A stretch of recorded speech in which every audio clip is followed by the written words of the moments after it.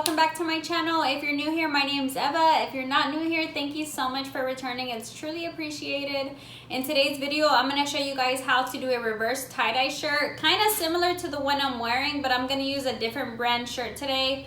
This shirt is on 100% cotton. So this is the shirt that I'm going to be using today. It's a dark gray heather gilded soft style. It's a poly cotton blend, so I wanted to try it out on this shirt. It does have a very soft feel. This one is, let me see, 65% polyester and 35% cotton. So you need some type of shirt to use. And then I am also going to use this neon tie-dye kit. I got this from Hobby Lobby. This is the same kit that I used on the shirt that I'm wearing right now. So for this project, you're gonna need a t-shirt. You're gonna need this tie-dye kit or some type of tie-dye kit, a cutting machine if you want to add vinyl to your shirt, and some bleach. I use 100% bleach, Clorox. I'll show you guys the bottle. So let's just get right into the video. I'm super excited to make this with you guys, so let's do it. I forgot to add, you guys, if you do want to add vinyl to your shirt like this, then you will need some type of heat press or a Cricut easy press, something like that. I forgot to add that. So this is the Clorox bleach that I use. I do not dilute it with water. I use 100% of this. I just put it in a spray bottle of my liking. Okay guys, so I have my shirt here on the cement because it is going to get washed.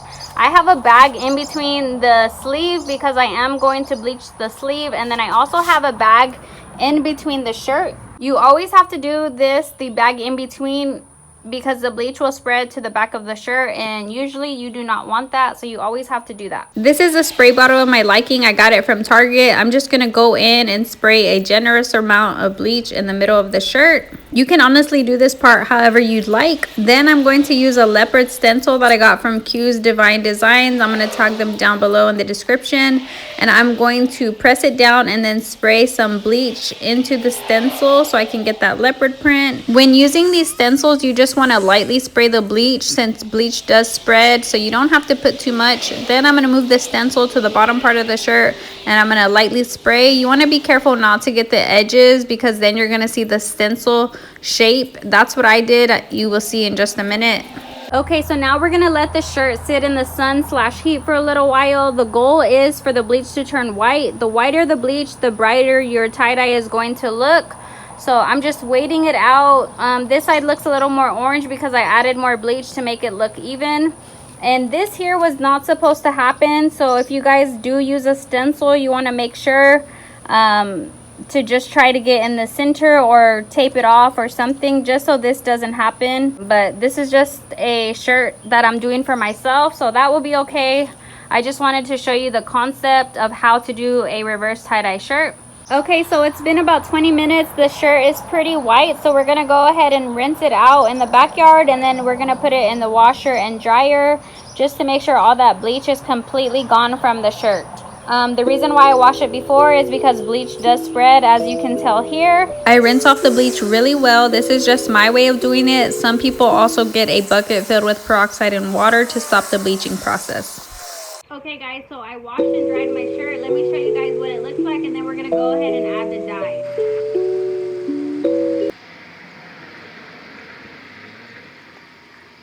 So the instructions are in the back of the dye. It says shake, create, spray, air dry, and heat set. So we're gonna spray, then we're gonna let it air dry, and then we're gonna heat set it. Have fun, be creative, and decorate your shirt however you'd like. Here is me doing mine.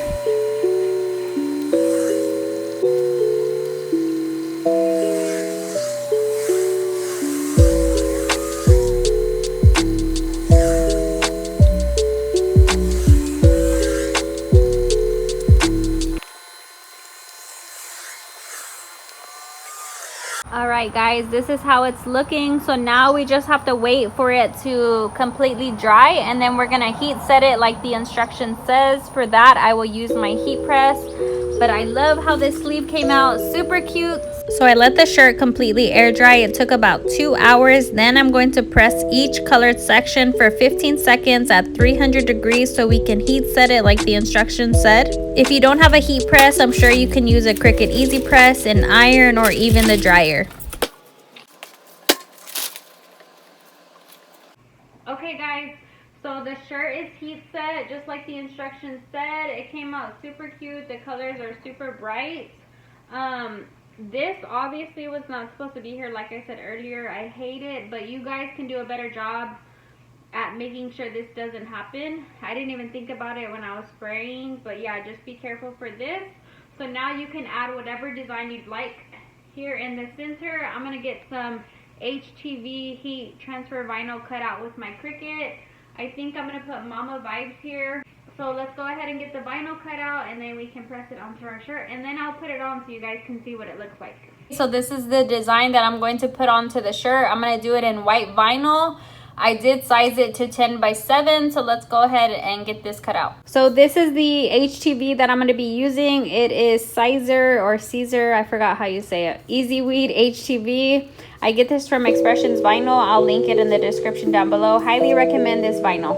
I'm going to go ahead and get my vinyl cut out. I'm going to weed it. Then I am going to prep my shirt and get it pressed. I pressed my vinyl at 315 degrees for about 15 seconds.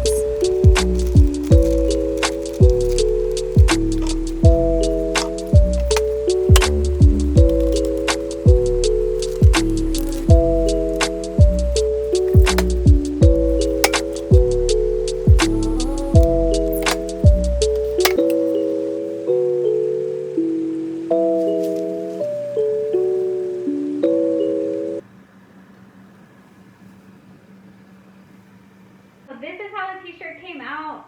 If this line was not here, this shirt would be perfect. Like, I love the way it came out except for this line here. But again, this shirt was for me. I just wanted to show you guys how I do reverse tie-dyeing. Okay guys, so that is how I do it. Thank you so much for watching. If you learned anything, please give this video a like, comment down below any questions, subscribe if you want to. As always, I appreciate you watching, and I cannot wait to see you guys in the next video. Bye.